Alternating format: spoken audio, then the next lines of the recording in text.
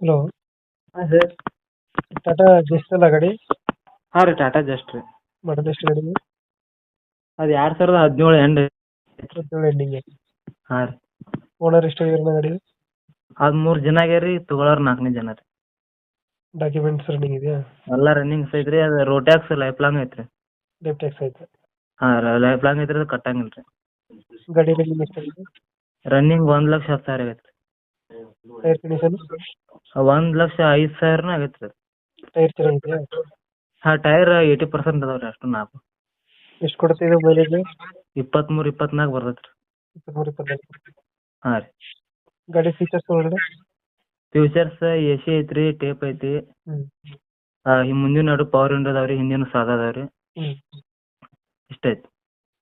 Dent batches ಏನಿಲ್ಲ? ಏನಿಲ್ಲ ರೀ, ಏನಿಲ್ಲ ರೀ. ಇಂಜಿನ್ ಹತ್ರ ಐತೆ? ಇಂಜನ್ ಕಂಡೀಷನ್ ಐತಿ.